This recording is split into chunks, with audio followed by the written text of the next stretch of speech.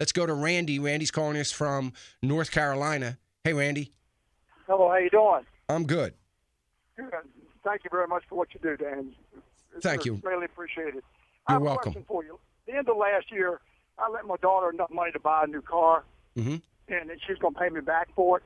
Mm-hmm. But I just wrote a check and gave it to her, and she paid for the car. Does that mean that the IRS is going to come after her for inheritance type thing or something? No. Well, was it under $12,000?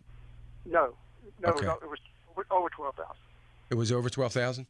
Well, yeah. I mean, technically, the gift to avoid it's a gift tax, by the way, Randy.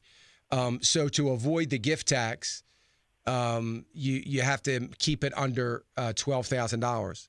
So, Well, since she's paying me back, making payments to me. oh, she's paying you back. There's not. Yeah, there's no issue then. There's no issue at all. I don't have any contract or anything with It's her okay. saying that she owes me the money, but what do I need? Do I need to keep receipts of everything she gives me back? I would keep copies of her check, if nothing else, or whatever she, however she pays you back. I would keep that as part of your record. But if she's paying you back, then it would fall under a loan, and that's not going to be an issue at all. Now, Well, and let's say she paid you back. Let's say you lent her $15,000, and she paid you back $3,000. And for one reason or another, maybe you said, you know what, forget about the rest of it. If that happened, then she still wouldn't have to pay any taxes, because then there would only be $12,000 that you would be theoretically giving her. You know what I mean?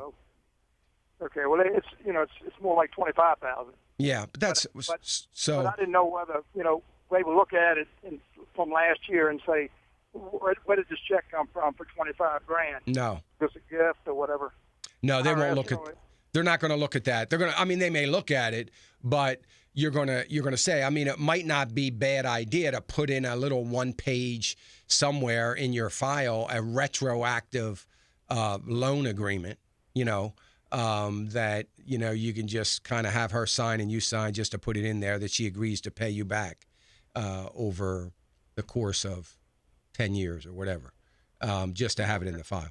Yeah, that wouldn't be a bad idea. I had thought about it at the time I lent her the money, but once I wrote the check, I made it to her. I figured the IRS would probably look at it and say, where does money come from? Came from your father as a gift. We're going Right. to tax you on it. No, it's just a loan. It's just a loan, and that's all she would say is, "No, it was a loan from my father. I'm paying him back, and that'll be the end of it." So ideally, Randy, and I say this to anybody listening, if you ever do something like that, if you can ever do anything like that, and either do one of two things, try to give it split it in 2 years, or give the other $12,000 to somebody else, and that can help her with it. If she's married, then you make 2 checks out. You give one to a spouse, and one to her.